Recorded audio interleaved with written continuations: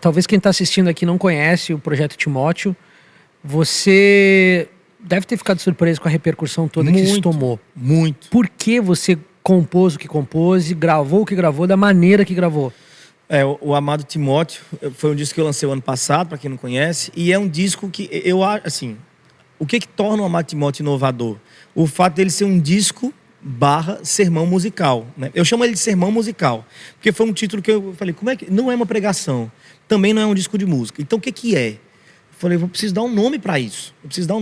Você fez o que os pentecostais fazem, que é botar o teclado de fundinho na pregação não ali, ó, isso, e começar o pastor pregando com o teclado de fundinho. Nem foi. Mas eu falei, precisa de nome isso, já que, enfim. Aí eu dei o nome Sermão Musical. Eu lembro que eu tava no estúdio, no período da gravação, conversando com o Daguia, que foi o produtor, né? E coautor comigo da obra. E eu falei, velho, eu quero chamar de Sermão Musical. Aí ele falou, muito burocrático. Vamos pensar outro nome. Eu falei, tá, vamos pensar outro nome. Terminou o projeto, não achou outro nome. E ficou o burocrático mesmo, Sermão Musical. E eu nem acho lá tão burocrático assim. Eu acho que ele é claro, objetivo. E eu compus o sermão musical do Amado Timóteo porque eu gosto de pregar. Eu amo pregar. Pregar é uma das coisas que mais me significa no mundo. Eu amo pregar. Eu prego desde os meus 18 anos de idade, 17, sei lá.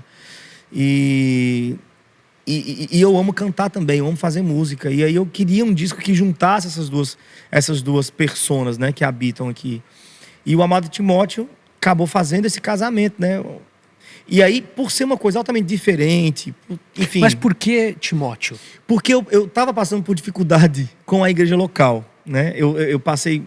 Isso já foi depois, na verdade, eu gravei ele em 2000... Que ano que a gente está, gente? 2022. Ele lançado em 2021. Eu gravei ele em 2021. De janeiro a junho de 2021 foi a gravação. Mas você viveu ele. 2019 e 2020 foram anos que eu vivi aquilo, entendeu? Eu passei por uma dificuldade enorme com a igreja local, traumas assim, pesados, situações que eu acho que muitos cristãos passam o tempo todo, né? E aí a gente precisa submeter o nosso coração. Não tem como você não ouvir Amado Timóteo e não pensar aqui que Marco passou para compor isso. Cara. Eu tava com um amigo missionário ontem que falou assim, Vini, não confia em ninguém que não manque. Cara... Se o cara não manca, é boa, né? O chileno me falou isso. Chileno Vergara. Não confia em ninguém que não manque. E tu deve ter mancado para compor aquilo. Deve ter doído, certeza. Deve ter machucado em algum lugar. Eu fiz pra mim, eu não aguentava mais a luta, porque eu levei 2 anos pra desenvolver. Eu levei 2 anos. Eu passei por um processo de ter que perdoar a igreja local, ter que perdoar o pastor com quem eu me relacionava, o conselho da igreja com a qual eu me relacionava, eu precisei perdoar eles. E para mim isso foi uma prova de fogo. E como é que foi o processo de composição disso? O que virou música e o que era sermão musical? Então, foi assim, o processo de composição foi assim, vamos lá, eu preciso de um texto que lide com essa situação que eu estou vivendo, porque eu quero acelerar o meu processo de cura. Eu preciso perdoar a igreja local. Por que eu preciso perdoar? Porque Deus mandou perdoar. Por que eu preciso voltar para a igreja local? Porque Deus mandou voltar. Porque Deus manda que a gente congregue. É um mandamento de Deus. Então, Ele não perguntou se vai ser legal, se não vai ser legal, se vai dar certo, se não vai dar certo. Inclusive, muitas coisas que Deus manda a gente fazer, elas vêm com a sua dose de dor. Sempre vem com a dose de dor, né? Jesus nunca enganou os discípulos quanto a isso. Então, não é diferente. Congregar, que é um mandamento divino, é um mandamento que vem com o seu pacote de dor. Ele vem com a dose de dor e vem com a dose de graça também, né? Também é maravilhoso congregar. Mas quando você está na dor, você não quer saber de congregar. Você está disposto a negociar todas as dádivas que você recebe da comunidade, da convivência com os santos. Você está disposto a negociar isso. E não pode acontecer isso. Sim. E aí eu falei, eu preciso pregar sobre isso, para mim. E eu sei que o livro de Timóteo, segunda carta de Paulo a Timóteo, é uma carta que lida com essa questão. Timóteo, você está sendo descredibilizado, você está sendo desmerecido pela sua idade, você está sendo, enfim, chacoteado, né, de certa forma, você está inseguro, você está incerto, os tempos são maus, as pessoas estão assim, a igreja está abandonando a verdade, blá, blá. Mas você não desiste, Timóteo. O coletivo todinho pode fracassar, você fica de pé. E eu sabia que essa era a mensagem de Paulo a segunda Timóteo, eu falei, então vou para lá. E vou compor ali em cima, né? E aí veio primeiro as músicas. Eu olhei para os 4 capítulos de Timóteo, 2 Timóteo.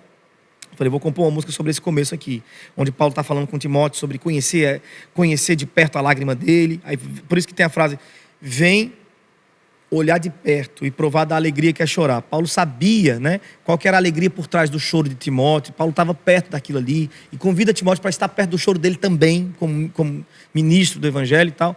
E aí depois eu tenho a frase tu, porém, que é uma frase muito forte. Então eu preciso compor uma música que o refrão vai ter essa marca do tu, porém. Porque é um imperativo muito forte de Paulo a Timóteo. Aí tem o fato de Paulo estar se despedindo do mundo e do ministério nessa carta. Então, preciso fazer uma música de despedida. Essa aqui eu vou encomendar para um amigo meu que é muito poético e eu quero que essa música seja carregada de sentimento e de poesia. Então, eu encomendei para o Samuel Palmeira a música Mãos Cansadas, Desatando e tal.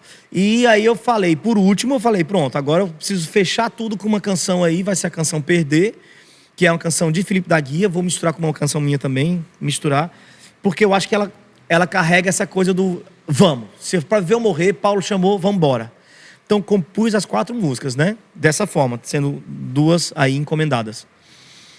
E aí a gente foi para dentro do estúdio e trabalhou na trilha sonora, porque você conhece, sabe que ele é um disco de trilha sonora, né? Sim. Tem toda uma trilha sonora por trás. Um enredo todo por trás. Um enredo todo por trás. Quando a trilha sonora ficou pronta, é que eu fui para casa, isso depois de meses, né?